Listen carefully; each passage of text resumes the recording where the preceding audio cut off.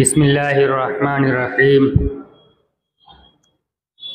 الحمد للہ رب العالمین والعاقبۃ للمتقین والصلاة والسلام علی سید الانبیاء والمرسلین سیدنا و مولانا محمد وعلی آلہ واصحابہ اجمعین اما بعد فقد قال اللہ تبارک وتعالی فی القرآن المجید اعوذ باللہ من الشیطان الرجیم بسم اللہ الرحمن الرحیم ومن الناس من يقول آمنا باللہ وبالیوم الآخر وما هم بمؤمنین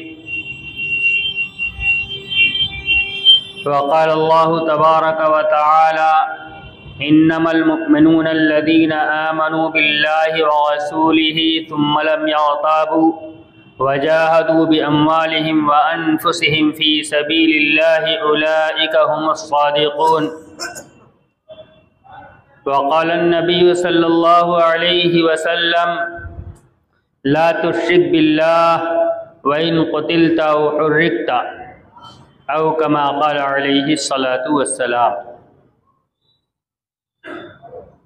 میرے محترم بزرگوں، عزیز ساتھیوں اور محترم دینی ماؤں اور بہنوں، اللہ تبارک و تعالیٰ نے اپنا فضل فرمایا، اپنا کرم فرمایا کہ ہمیں ایمان والے گھر کے اندر پیدا فرمایا۔ ایمان اللہ تبارک و تعالیٰ کے خزانے کی وہ قیمتی دولت ہے جس کو اللہ تبارک و تعالیٰ نے خود احسان کے لفظ سے تعبیر فرمایا ہے۔ اللہ تبارک و تعالیٰ نے قرآن کے اندر ارشاد فرمایا یمنون علیک ان اسلموا قل لا تمنوا علی اسلامکم بل اللہ یمن علیکم ان ہداکم للایمان۔ یہ دیہات والے آ کر آپ کے سامنے اپنے اسلام کا احسان جتلاتے ہیں، آپ ان سے کہہ دیجئے کہ تم اپنے اسلام کا احسان مت جتلاؤ، بلکہ یہ اللہ کا تمہارے اوپر احسان ہے کہ اس نے تمہیں ایمان کی ہدایت عطا فرمائی۔ اسی طرح حضرت نبی اکرم صلی اللہ علیہ وسلم کی بعثت کو اللہ تبارک و تعالیٰ نے احسان کے لفظ سے تعبیر فرمایا لقد من اللہ علی المؤمنین اذ بعث فیہم رسولا من انفسہم یتلو علیہم آیاتہ ویزکیہم ویعلمہم الکتاب والحکمہ وإن كانوا من قبل لفی ضلال مبین، کہ اللہ تبارک و تعالیٰ نے ایمان والوں پر یہ احسان کیا ہے کہ ان کے درمیان ایک نبی بھیجا ہے جس کے یہ کام ہیں، اور اس نبی کے آنے سے پہلے یقیناً یہ لوگ کھلی ہوئی گمراہی کے اندر تھے۔ تو یہ اللہ تبارک و تعالیٰ کا احسان ہے، اور اس احسان کہتے ہی ایسی چیز کیوں ہیں کہ جس کے اوپر کیا جاتا ہے اس میں اس کا کوئی کمال نہیں ہوتا، کمال محسن کا ہوتا ہے کہ وہ احسان کرتا ہے۔ اللہ تبارک و تعالیٰ کا یہ احسان ہے اور وہ اس کا کمال ہے، اس میں ہمارا اپنا کوئی عمل دخل نہیں ہے۔ اللہ تبارک و تعالیٰ نے ہمیں چنا ہے ایمان کے لیے۔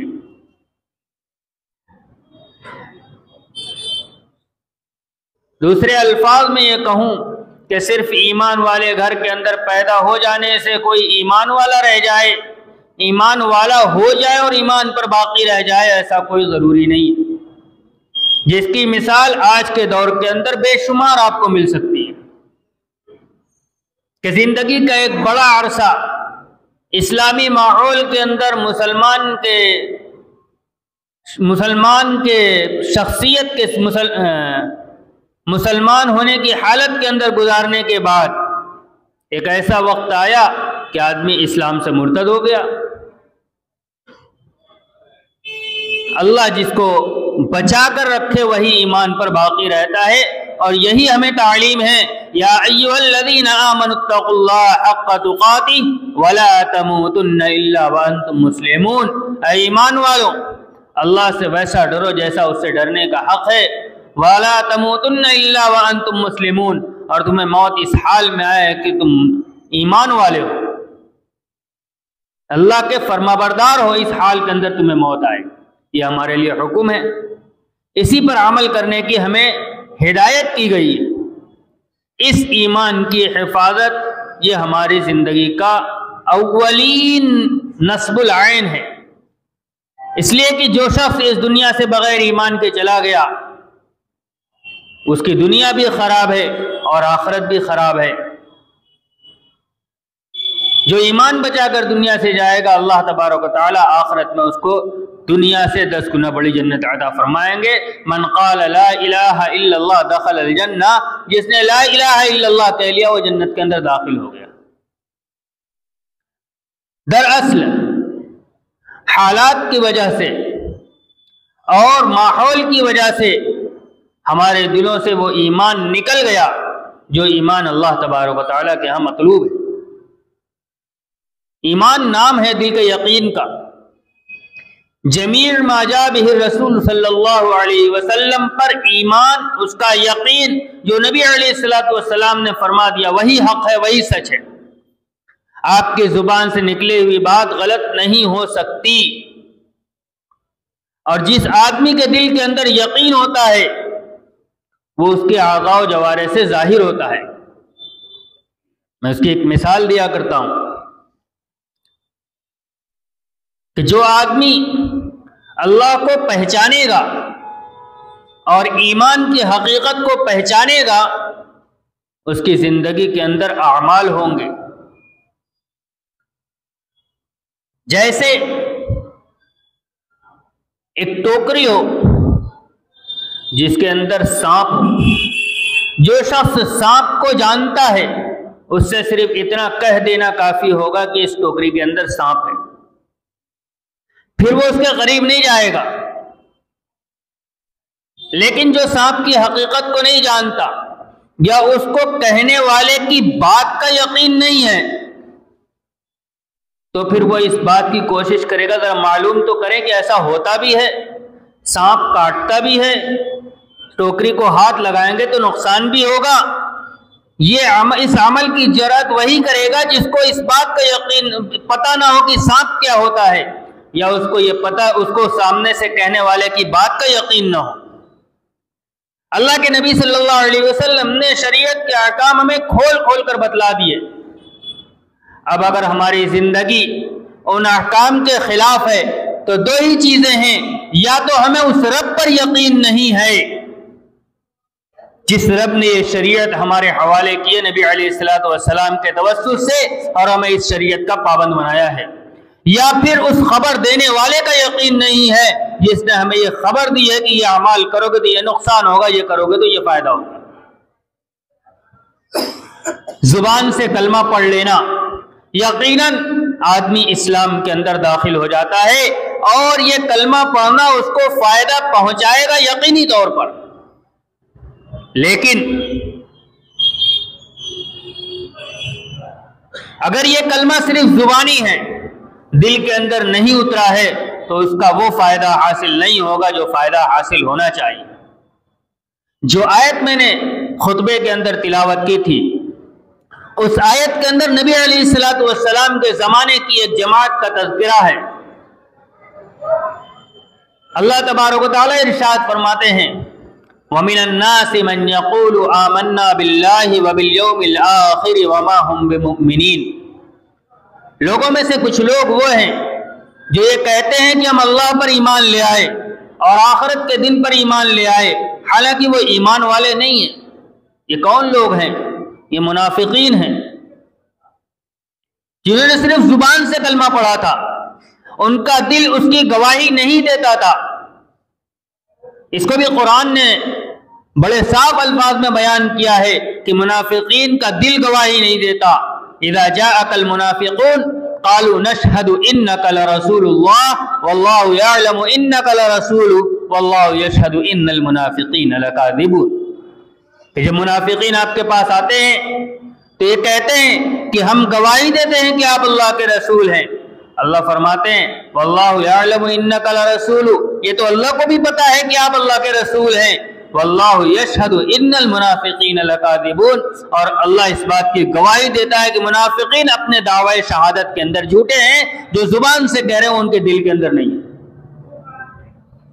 میں یہ نہیں کہتا کہ انسان مسلمان عمل سے چاہے جتنا بھی گر جائے، لیکن ایسا نہیں ہے کہ اس کے دل کے اندر وحدانیت کی گواہی نہیں ہوتی، نبی علیہ الصلوۃ والسلام کی رسالت کی گواہی نہیں ہوتی۔ ہم یقیناً عقیدے کے اعتبار سے اس درجے کے منافق نہیں ہیں، لیکن عمل کے اعتبار سے ہم اسی درجے میں جا رہے ہیں۔ وہاں بھی عالم یہ تھا کہ اللہ کے نبی صلی اللہ علیہ وسلم نے ارشاد فرمایا کہ منافقین کے اوپر سب سے بھاری نماز عشاء اور فجر کی نماز ہے۔ ہمارے اوپر بھی ہے، بس فرق اتنا پڑا ہے کہ ہماری رات دن ہو گئی تو عشاء بھاری نہیں ہے، فجر آج ہمارے لیے بھی بھاری ہے۔ بشر المشائین فی الظلم، بشر المشائین الی المساجد فی الظلل بالنور التام یوم القیامہ، او کما قال علیہ الصلوۃ والسلام۔ جو لوگ کثرت سے راتوں کے اندھیروں کے اندر مسجدوں کے اندر جاتے ہیں، ان کو کل قیامت کے دن مکمل نور کی بشارت دے دیجیے۔ تو حالات تو ہمارے بھی اسی طرف ہیں، حالات ہمارے بھی وہی ہیں، آئے گی تب دیکھا جائے گا۔ یہی تو کہا تھا نوح علیہ السلام سے ان کی قوم نے، ہیہات ہیہات لما توعدون ان ہی الا حیاتنا الدنیا نموت ونحیا وما نحن بمبعوثین۔ بڑے دور کی بات ہے جس کا تم سے وعدہ کیا جا رہا ہے۔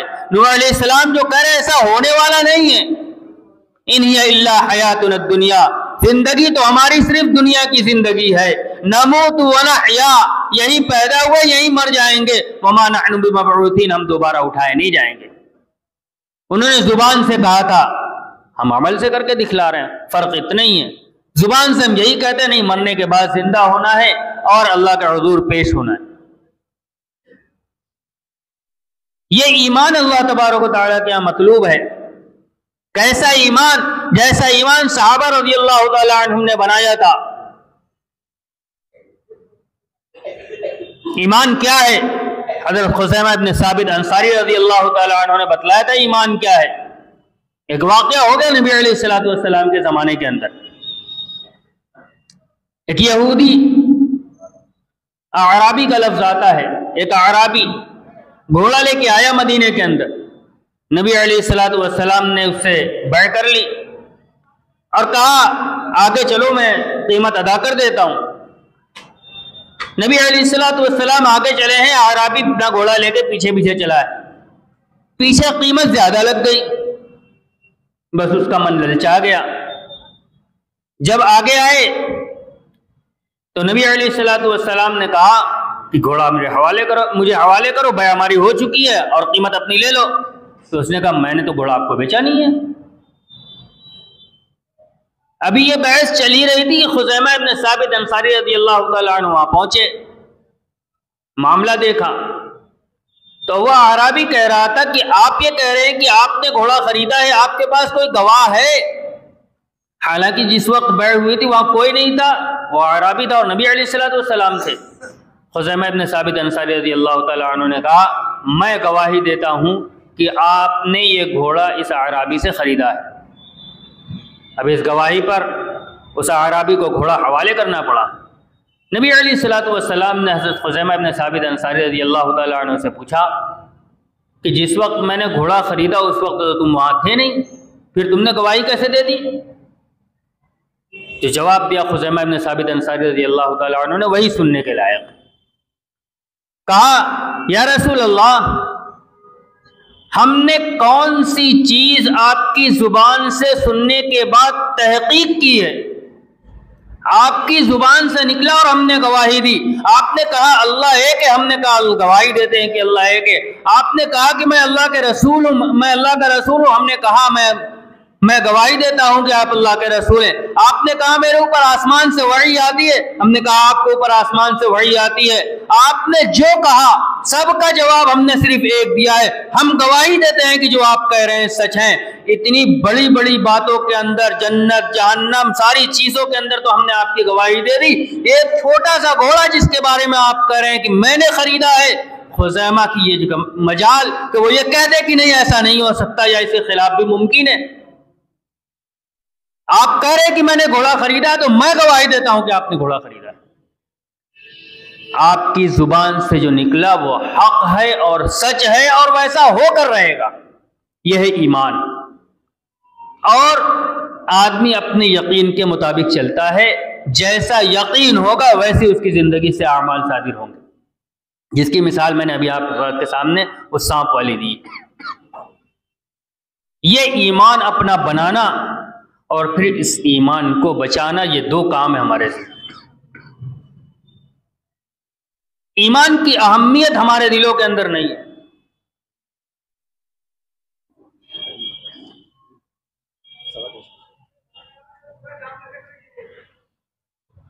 ایمان کی اہمیت ہمارے دلوں کے اندر نہیں ہے. میں نے ابتدا کے اندر اسی اہمیت کا تذکرہ کیا تھا کہ یہ اللہ کا احسان ہے کہ اس نے ایمان ہمیں دیا ہے.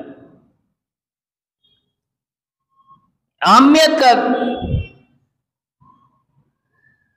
کیا اس ایمان کی اہمیت ہے، اس کو معلوم کرنا ہو تو ان سے پوچھو جنہوں نے کفر کی تاریکیوں کے اندر اپنے وقت گزارے ہوں، ہر طرح کی مصیبت جھیلنے کے لیے تیار ہیں لیکن ایمان چھوڑنے کے لیے تیار نہیں ہے. پڑھنا ہو اگر تو مولانا کلیم صدیقی صاحب کی کتاب نسیم ہدایت کے جھونکے پڑھ لیجئے. اس میں آپ کو مل جائے گا کہ کیسے کیسے مصائب لوگ اپنے ایمان کو بچانے کے لیے جھیل رہے ہیں. ابھی میں ایک ویڈیو سن رہا تھا، اس میں ایک نو مسلم سوال کر رہا ہے ایک عالم سے کہ میں نے اسلام قبول کر لیا ہے، ابھی تازہ واقعہ ہے، اور میں نے اپنے گھر والوں کو ابھی بتایا نہیں ہے، لیکن گھر والوں کو شک ہو گیا اور میں اپنے گھر سے دور رہتا ہوں ملازمت کے سلسلے میں. میری والدہ میرے اوپر یہ دباؤ بنا رہی ہیں کہ 22 جنوری کو ایودھیا چلنا ہے. کیا راستہ ہونا چاہیے؟ اس کو فکر اس بات کی ہے کہ مجھے اپنا ایمان کیسے بچانا ہے. اس لیے حالات ملک کے کیسے ہیں، ان حالات کے اندر بھی اس کو اپنے ایمان کی فکر ہے. جو اس تاریکی کے اندر رہا ہے وہ جانتا ہے کہ ایمان کیسی روشنی. اور پچھلے زمانوں کے اندر ہم سیرت کا مطالعہ کریں تو ہمیں ملے گا کہ اس ایمان کی حفاظت کے لیے کیسی کیسی قربانیاں دی. ایک واقعہ عبداللہ ابن حذافہ سہمی رضی اللہ تعالیٰ عنہ کا سنا دیتا ہوں کہ جب عجم کے بادشاہ نے ان کو پکڑا ہے اور ایک مطالبہ تھا، ایمان چھوڑ دو تمہاری جان بخشی کر دی جائے گی. ایمان چھوڑنے کے لیے تیار نہیں. تو واقعہ تفصیلی ہے، بار بار کا سنا ہوا ہمارا ہے. جب آخری حربہ بھی اس کا ناکام ہو گیا ان کو ایمان سے پھیرنے کا، اور یہ طے ہو گیا کہ اب ان کو کھولتے ہوئے تیل کے اندر ڈال دیا جائے گا اور جلاد لے چلا، تو ان کی آنکھوں سے آنسو جاری ہو گئے. بلایا گیا، میں تھوڑی سی تفصیل عرض کر ہی دوں. تیر چلایا گیا، پہلے ایک پاؤں کے قریب میں لگا، پاؤں کے قریب لگا، پھر دوسرا چلایا گیا. ہر مرتبہ پیش کیا جاتا تھا ایمان چھوڑ دو، ہر مرتبہ آپ انکار کرتے. جب روئے ہیں آخری مرتبہ پھر بلایا گیا کہ وہ لگتا ہے موت کے خوف سے رونا آ گیا. پھر پیش کیا گیا عیسائیت کو، انہوں نے پھر انکار کر دیا. تو بادشاہ نے کہا پھر روئے کیوں؟ جب اب بھی تم ایمان سے پھرنے کے لیے تیار نہیں تو روئے کیوں؟ عبداللہ ابن حذافہ سہمی رضی اللہ تعالی عنہ نے جواب دیا، میں رویا اس بات پر نہیں کہ میں مرنے جا رہا ہوں، میں رویا اس بات پر ہوں کہ اللہ تبارک و تعالیٰ نے ایک ہی جان دی ہے اور وہ ایمان کے اوپر قربان ہو رہی ہے. کاش میرے ہر روئے کے بدلے ایک ایک جان ہوتی اور میں ایک ایک کر کے سب ایمان پر قربان کر دیتا. بادشاہ کے اوپر روب طاری ہو گیا. اس نے کہا کہ اگر تم میرے ماتھے کا بوسہ دے دو تو میں تمہیں آزاد کر دوں گا، چھوڑ دوں گا. عبداللہ ابن حذافہ سہمی رضی اللہ تعالیٰ عنہ نے کہا نہیں، صرف میں نہیں، اگر میرے پورے ساتھیوں کو ایک لشکر تھا جو جا رہا تھا اور پکڑ گیا تھا. سب کو چھوڑ دو تو میں اتنا کام کرنے کے لیے تیار ہوں. اس نے کہا ٹھیک ہے سب کو چھوڑ دوں گا. انہوں نے اس کے ماتھے کا بوسہ دیا اور اس نے پورا لشکر چھوڑ دیا. یہ بھی لشکر مدینہ آیا. حضرت عمر رضی اللہ تعالیٰ عنہ کا دور خلافت ہے. عمر رضی اللہ تعالیٰ عنہ کو واقعہ سنایا گیا تو عمر رضی اللہ تعالیٰ عنہ نے کہا مسلمانوں کے اوپر واجب ہے کہ عبداللہ ابن حذافہ سہمی رضی اللہ تعالیٰ عنہ کے ماتھے کا بوسہ دے اور میں اس کی ابتدا کرتا ہوں. میں بتلانے یہ چاہ رہا ہوں سب کچھ تجنے کے لیے تیار ہیں, ایمان چھوڑنے کے لیے تیار نہیں. یہ ایمان کی اہمیت. اور ایسے لوگ ہر زمانے کے اندر رہے ہیں. آزادی کے دور کے اندر ایک عورت مسعودہ بیگم جس کو قوم کی بیٹی کا خطاب دیا گیا, مسعودہ بیگم کی سوانح حیات چھپی ہوئی ہے, پڑھنے سے تعلق رکھتی ہے. اگر واقعہ بیان کروں تو وقت کم پڑ جائے گا. غدر تقسیم کے وقت ایک غیر مسلم ان کو اٹھا کر لے گیا تھا سکھ, اور اپنے ساتھ رکھا. پوری کوشش کر ڈالی کہ وہ ایمان سے پھر جائیں, ایمان سے نہیں پھری. اور اس زمانے کے اندر ایک نظام تھا کہ اگر کوئی بھولا بھٹکا کیمپ کے اندر آ جائے تو وہاں سے اس کو اس کے گھر پہنچا دیا جاتا تھا, قید کر کے رکھتا تھا. کچھ دن جب گزر گیا اور اس کو اطمینان ہو گیا کہ یہ بھاگیں گی نہیں, اب انہوں نے اجازت مانگی کہ مجھے اسکول میں پڑھانے کی اجازت دے دی جائے. اجازت دے دی. وہاں پڑھانے کے لیے گئی, کیمپ کا پتہ کیا, کیمپ میں گئی اور پھر وہاں سے نانوتا اپنے وطن ان کو لوٹایا گیا. پھر آیا, پھر لے کے گیا, دوسری مرتبہ پھر جد و جہد کر کے پھر بھاگ کے آئی. مقدمہ ہوا, مقدمے کے اندر ایک جملہ ہے وہی اصل سنانا ہے. تفصیلات اگر پڑھنی ہو تو مسعودہ بیگم کی سوانح حیات پڑھ لیجئے گا. رونگٹے کھڑے کر دینے والی کتاب ہے. معلوم ہو جائے گا ایمان کہتے کس کو ہے, اور ایمان کے بچانے کے لیے کیا کیا کیا ہے لوگوں نے. وہاں ان کے اس سے 2 بچے تھے. جذباتی خطوط وہاں سے آتے تھے نانی کے نام کہ آپ والدہ سے کہیے کہ وہ ہمارے پاس آ جائیں. انہیں معلوم تھا واپس جانے کا مطلب ہے کہ ایمان سے ہاتھ دھونا. مقدمے کے اندر وکیل نے ایک بات کہی کہ تمہارے 2 بچے ہیں, بچوں کی محبت بھی تمہیں اس بات پر مجبور نہیں کرتی کہ تم لوٹ جاؤ وہاں. جو جواب دیا تھا وہ اصل سنانا ہے. کہا انسان کے جسم کے اندر بہت ساری چیزیں ہوتی ہیں, جسم کے اندر غلاظت بھی ہوتی ہے, وہ بھی بدن کا حصہ ہے, لیکن اس وجہ سے کہ وہ بدن کا حصہ ہے اس کو بدن سے لگا کے نہیں رکھا جاتا, غلاظت بدن سے ہٹا دی جاتی ہے اور اس پر اللہ کا شکر ادا کیا جاتا ہے. الحمدللہ الذی اذهب عني الاذى وعافانی. یہ اولاد جو ہے یہ اولاد مسلمان نہیں ہے اور یہ نکاح کے نتیجے میں نہیں ہے. تو یہ اولاد جو مسلمان نہیں ہے انما المشرکون نجس کے تحت یہ اس لائق نہیں ہے کہ اس کو اپنایا جائے. ایسی ایک نہیں اگر سینکڑوں اولاد ہوتی سب میں نچھاور کر دیتی ایمان کے عنوان پر. یہ ایمان, اس طرح ایمان بچایا ہے لوگوں نے. لیکن ہمارے حالات کیا ہیں؟ ہمارے حالات یہ ہیں کہ کہیں چھوٹی سی کوئی بات اسلام سے متعلق معلوم ہو جائے, ایمان سے متعلق کوئی اشکال اور اعتراض سامنے آ جائے تو ہمارا ذہن جھٹکے کھانے لگتا ہے, پتہ نہیں صحیح ہے غلط ہے, یہ بات تو صحیح کہہ رہا ہے. امام راضی رحمۃ اللہ علیہ کا ایک واقعہ کتابوں میں تو نہیں پڑھا لیکن لوگوں علماء سے سنا ہے. منطق کے امام تھے, لاجک, کسی چیز کا منطقی اور عقلی جواب امام راضی رحمۃ اللہ علیہ سے بہتر کوئی نہیں دیتا. بڑے عالم تھے, تفسیر کبیر ان کی بڑی تفسیر کی کتاب ہے. جب آخری وقت آیا تو شیطان آیا بہکانے کے لیے اور اللہ کی وحدانیت پر اس نے سوال کرنا شروع کیا. انہوں نے جواب دینا شروع کیا, جو جواب دیتے وہ کاٹ دیتا, جو جواب دیتے وہ کاٹ دیتا. جب منطقی اعتبار سے بالکل عاجز ہو گئے تو ان کے شیخ انہوں نے اپنے یہاں سے اللہ تبارک و تعالیٰ نے ان کے اوپر ظاہر فرمایا، وہیں سے کھڑے کھڑے کہا راضی کہہ کیوں نہیں دیتے، میں بلا دلیل اللہ کو ایک مانتا ہوں، اور یہاں انہوں نے کہا کہ میں اللہ کو بغیر دلیل کے ایک مانتا ہوں۔ عقل کہاں تک کام کرے گی؟ انسان کی عقل محدود ہے، اور اللہ کا نظام اور اللہ کی جو صفات ہیں وہ لامحدود ہیں، انسان کی عقل وہاں تک نہیں پہنچ سکتی۔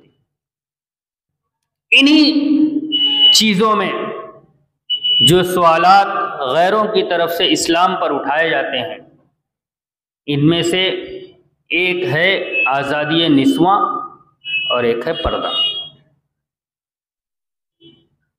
آزادی نسواں،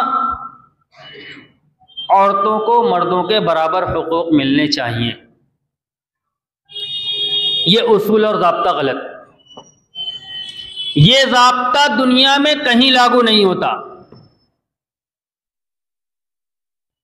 میں مثال دوں، ہم اسکول کے اندر بیٹھے ہوئے ہیں، اس اسکول کے اندر کوئی چپراسی ہے، کوئی ٹیچر ہے، ٹیچر جو ہے وہ مختلف فن کا الگ الگ ہیں، ہر آدمی اپنے فن کا ماہر ہے، پھر ان کے اوپر کوئی اور اس سے اوپر ہے، پرنسپل ہے، کوئی اس سے اوپر ہے، بحیثیت انسان سب برابر ہیں، لہذا برابری کا تقاضا یہ ہے کہ ایک چپراسی کھڑے ہو کر کہہ دے کہ اس پرنسپل کو کیا حق حاصل ہے کہ یہ پرنسپل رہے اور میں پیون رہوں۔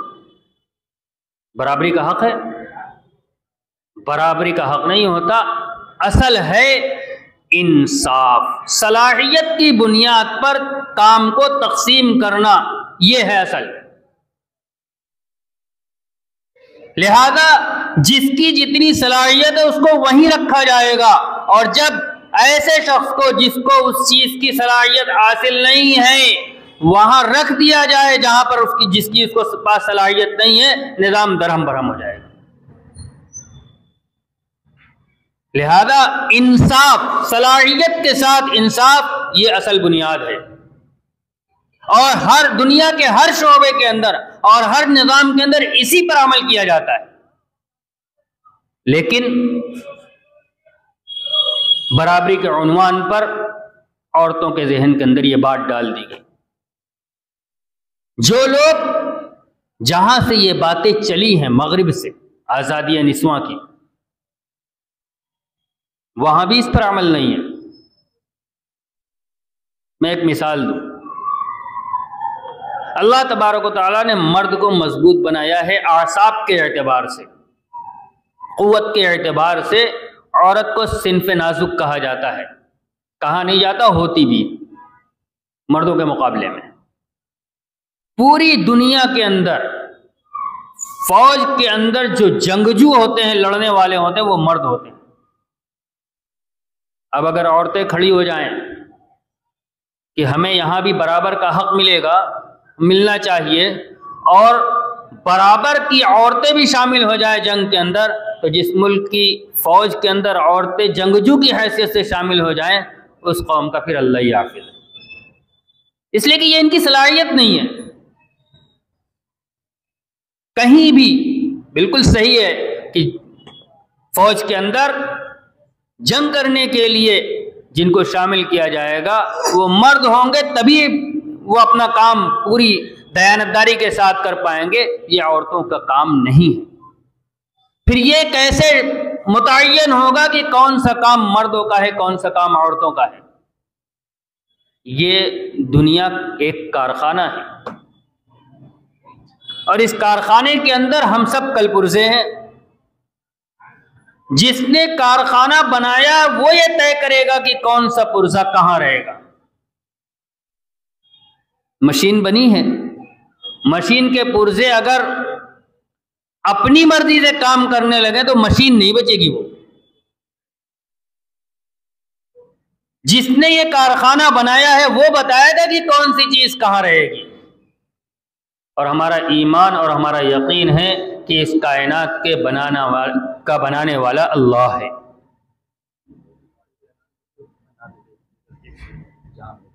UP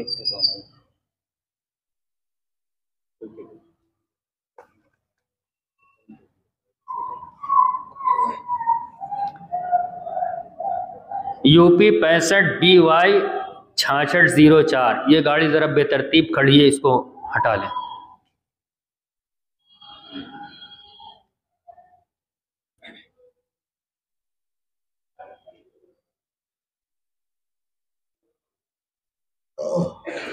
میں عرض یہ کر رہا تھا کہ ہمارا یہ ایمان ہے کہ اس کائنات کو اللہ تبارک و تعالیٰ نے پیدا کیا ہے، لہذا کون کس کام میں لگے گا اس کا فیصلہ بھی جس نے بنایا ہے وہی کرے گا۔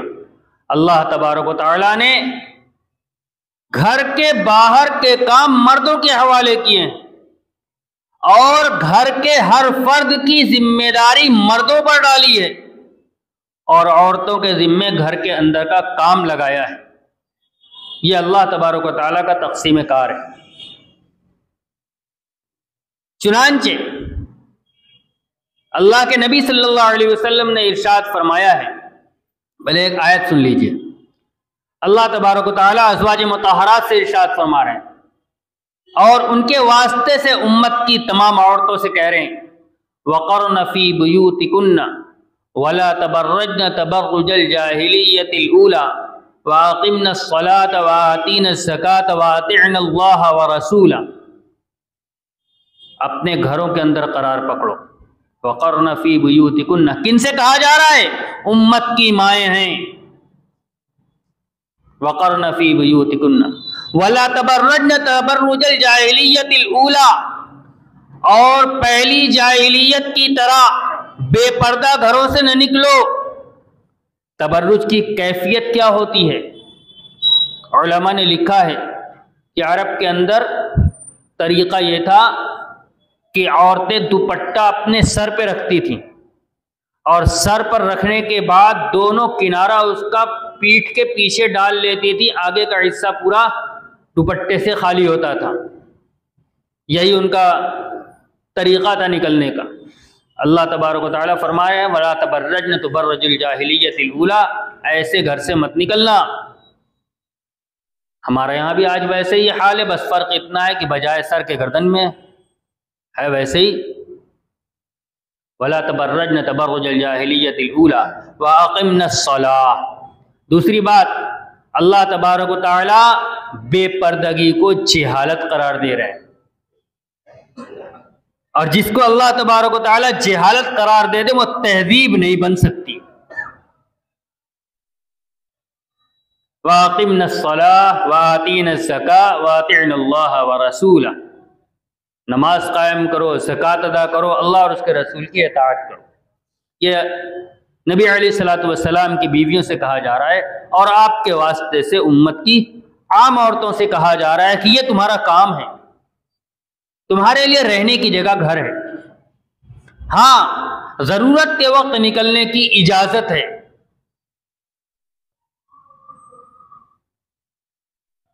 گھر کے اندر رہ کر پھر کرنا کیا ہے؟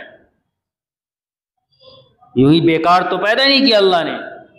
اس کو اللہ کے نبی صلی اللہ علیہ وسلم نے ارشاد فرمایا، کلکم راع وکلکم مسئول عن رعیتہ، تم میں سے ہر ایک نگہبان ہے اور ہر ایک سے اس کے ماتحت نگہبانی کے اندر جو ہے اس کے متعلق سوال کیا جائے گا۔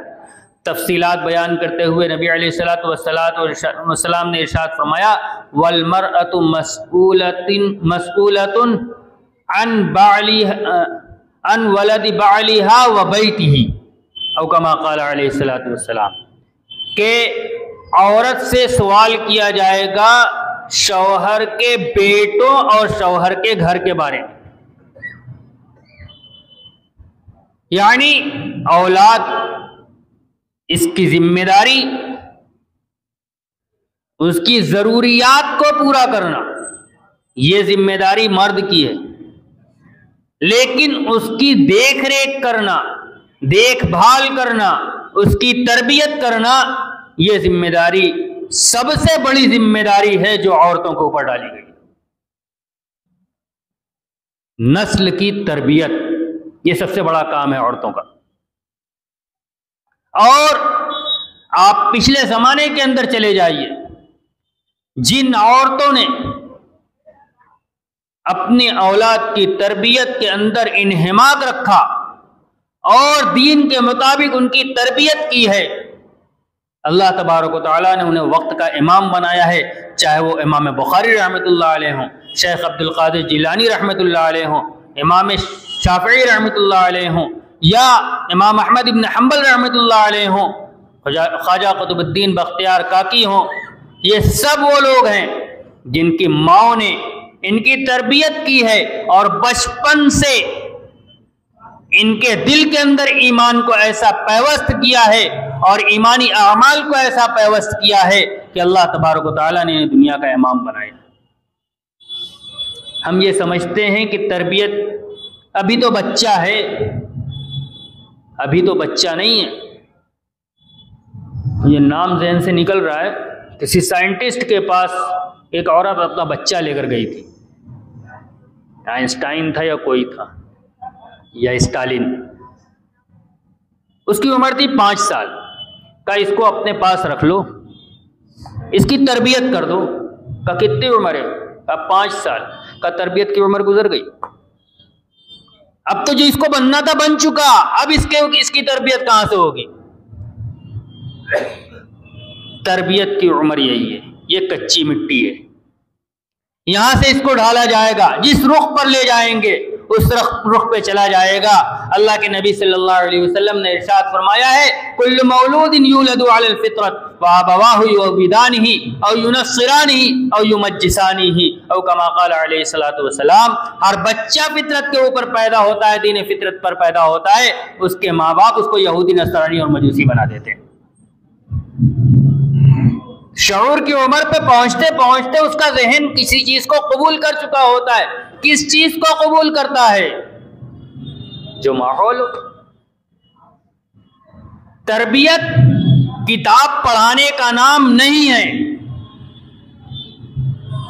تربیت تقریر کرنے کا نام نہیں ہے، نصیحت کرنے کا نام تربیت نہیں ہے۔ تربیت نام ہے ایسا ماحول مہیا کرنا کہ اس کے اندر بچہ تربیت پائے تو ایک ذہن لے کے تربیت پائے۔ میں مثال دوں، ہمارے معاشرے کی ایک خراب صفت ہے فحش گوئی، گالی۔ بچے بھی جیسا سنتے ہیں ویسا کرتے ہیں۔ آپ معائنہ کر لیجئے معاشرے کا، جن گھروں کے بڑے اس برائی سے محفوظ ہیں وہاں کے بچے بھی محفوظ ہیں، اور جن گھروں کے بڑے اس کے اندر ملوث ہیں وہاں کے بچے بھی ملوث ہیں۔ کہاں سے سیکھا؟ کسی نے پکڑ کے یاد کرایا ہے؟ جو کرتے ہوئے دیکھا ہے وہ کر رہا ہے۔ تربیت اس کا نام ہے۔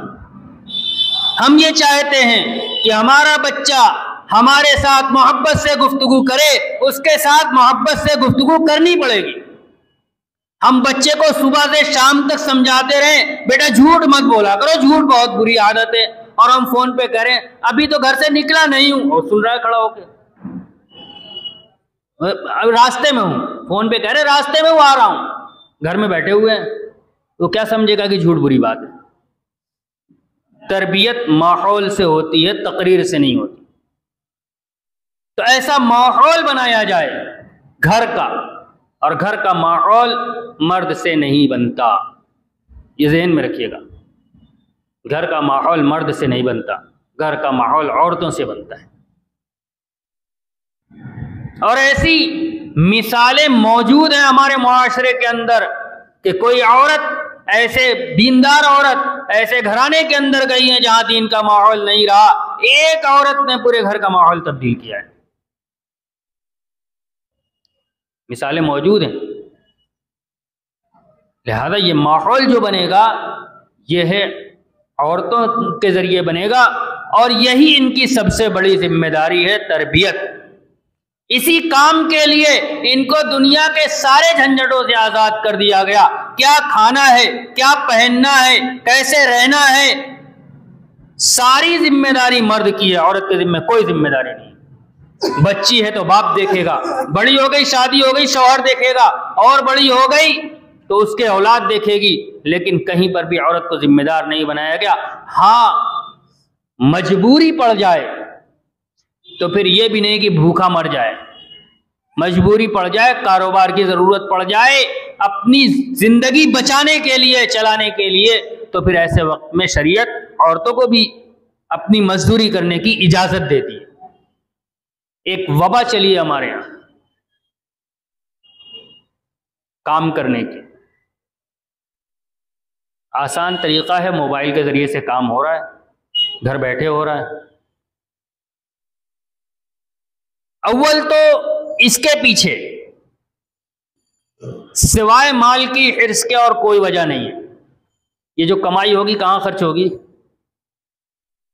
اپنی خواہشات پر، اس لیے کہ اس سے گھر کا خرچہ متعلق نہیں ہے، مال کی حرص کے علاوہ اور کچھ نہیں ہے۔ پھر بھی میں یہ تو نہیں کہہ سکتا کہ کرنا جائز نہیں ہے، لیکن کرنے کے اندر اس بات کا اہتمام ہونا چاہیے کہ طریقہ غلط نہ ہو۔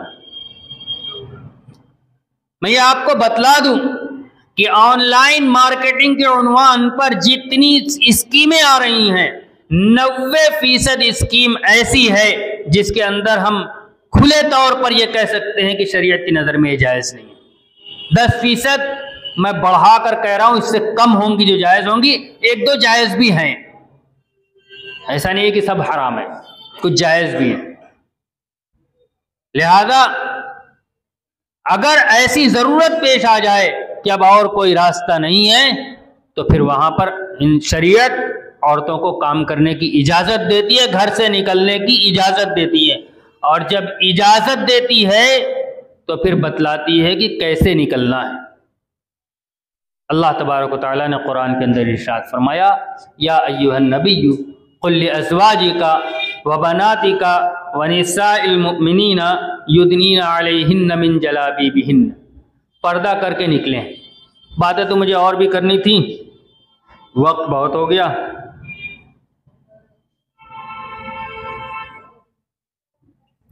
ایک بات عرض کر دوں، پردہ، اس پر سوال ہوتا ہے نا، پردہ کی بنیاد حیا ہے، اور حیا انسانی فطرت کا حصہ ہے۔ جیسی انسان جس ماحول کے اندر رہتا ہے اس اعتبار سے اس کے اندر وہ صفت آتی ہے۔ ایک عورت مغربی معاشرے کے اندر رہتی ہے تو وہ منی اسکرٹ بھی پہن لیتی ہے، اس کو بے حیائی نہیں لگتی۔ ایک عورت ہمارے برادران وطن کے درمیان رہتی ہے تو وہ ساڑی پہنتی ہے اور اس کا پیٹ کھلا رہتا ہے، اس کو بے حیائی نہیں لگتی۔ وہی عورت جب ہمارے معاشرے کے اندر آتی ہے تو اتنا حصہ کھلنا بھی اس کو بے حیائی لگتی ہے۔ پتہ چلا حیا کا تعلق انسانی ذہن سے نہیں ہے۔ اگر انسان یہ طے کرنے لگے کہ کتنا ڈھانکنا یہ حیا ہے تو پھر مغرب کے اندر کوئی معیار ہوگا اور یہاں کوئی معیار ہوگا اور وہاں کوئی معیار ہوگا۔ جس نے اس صفت کو پیدا کیا اور جس نے انسان کے اندر یہ صفت ڈالی ہے وہ بتلائے گا کہ حیا کیا ہوتی ہے اور حیا کے تقاضے پر عمل کیسے کیا جائے گا۔ اور ہمارا یہ ایمان ہے کہ اللہ تبارک و تعالیٰ نے پیدا کیا ہے، لہذا فیصلہ اس سلسلے میں اللہ کا چلے گا۔ حیا کا تقاضا کیا ہے، کتنا بدن ڈھانک لینے پر حیا کا اطلاق ہوگا۔ اللہ تبارک و تعالیٰ نے قرآن کے اندر ارشاد فرمایا، یا ایھا النبی قل لازواجک وبناتک ونساء المؤمنین یدنین علیہن من جلابیبہن، اے نبی آپ اپنی بیویوں سے، اپنی بیٹیوں سے اور مسلمان عورتوں سے کہہ دیجئے یدنین علیہن من جلابیبہن، اپنے اوپر اپنی چادر ڈال لیں۔ چادر کیسے ڈالیں گے؟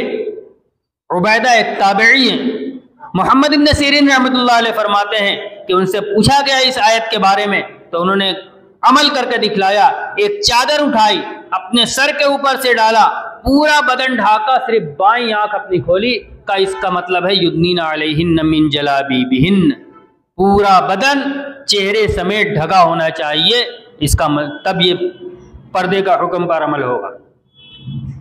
کیوں؟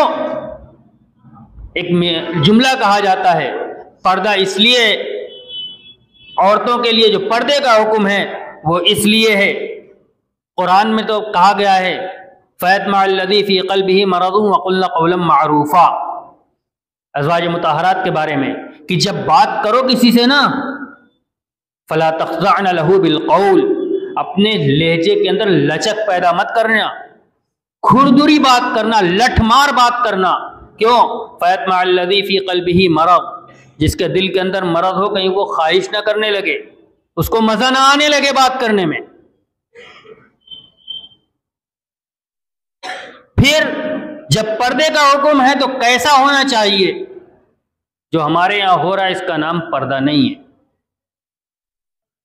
میں اپنی زبان سے کہوں گا تو میری بات ہو جائے گی، میں عبارت پڑھ رہا ہوں علامہ آلوسی رحمۃ اللہ علیہ کی، یہ آج سے 250 سال پرانے بغداد کے عالم ہے، مشہور حنفی عالم ہے، انہوں نے تفسیر لکھی ہے روح المعانی کے نام سے، اس کے اندر ارشاد فرماتے ہیں، ترجمہ کر دے رہا ہوں، عربی عبارت پڑھنے کا وقت نہیں ہے، یہ بات اچھی طرح جان لینی چاہیے کہ میرے خیال میں جس طرح کی زینت کا اظہار شریعت میں منع ہے، اس میں یہ بھی ہے جو ہمارے زمانے کی مالدار عورتیں اپنے کپڑوں کے اوپر پہنتی ہیں اور گھر سے باہر نکلتے وقت ان کپڑوں سے پردے کا کام لیتی ہیں، حالانکہ وہ رنگ برنگ ریشمی دھاگوں سے بنا ہوا برقع ہوتا ہے جس میں سونے یا چاندی کے نقش نگاری ہوتی ہے، جسے دیکھ کر آنکھیں خیرہ ہو جاتی ہیں، آنکھیں چوندھیا جاتی ہیں۔ اور میں سمجھتا ہوں کہ شوہر وغیرہ کا ان عورتوں کو اس انداز میں گھر سے نکلنے اور اجنبی مردوں کے درمیان آنے جانے پر روک ٹوک نہ کرنا بے غیرتی پر مبنی ہے، جس کا چلن آج کل بہت عام ہو گیا ہے۔ یہ آج سے 250 سال پہلے کی بات لکھ رہے ہیں۔ آگے حضرت مولانا مفتی محمد شفیع صاحب رحمۃ اللہ علیہ معارف القرآن کے اندر لکھتے ہیں کہ وہ بھی احکام القرآن امام رازی رحمۃ اللہ علیہ کی اس کے حوالے سے کہ جب زیور کی آواز تک کو قرآن کریم نے اظہار زینت میں قرار دے کر ممنوع کیا ہے تو مزین رنگوں کے کامدار برقعے پہن کر نکلنا بدرجہ اولا ممنوع ہوگا۔ اسی طرح ایک اور عالم احمد ابن مالکی لکھتے ہیں فتنے کے اندیشے کی وجہ سے عورتوں پر واجب ہے کہ وہ مزین اور نقش و نگار والے برقعوں کے بجائے سادہ برقع پہن کر اجنبی مردوں سے پردہ کر کے باہر نکلیں۔ حضرت عائشہ رضی اللہ تعالی عنہ فرماتی ہیں کہ اے لوگو، تم اپنی عورتوں کو زینت اور اترانے والے برقعے اور چادر پہن کر مساجد جانے سے روکو، اس لیے کہ بنی اسرائیل کی عورتوں پر زینت اور اترانے والے لباس پہن کر مسجدوں میں جانے کے سبب لعنت ہوئی ہے۔ اس سے زیادہ واضح عبارت ہمیں نہیں مل سکتی۔ پردے کا مقصد کیا ہے؟ پردے کا مقصد یہ ہے کہ جو عورت جا رہی ہے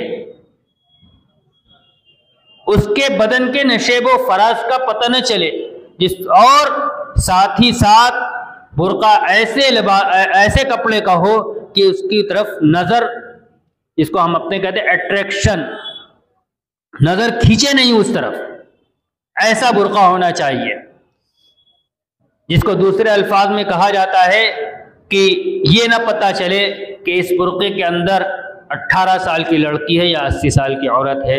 اللہ تبارک و تعالی ہمیں توفیق عطا فرمائے۔ وآخر دعوانا الحمدللہ۔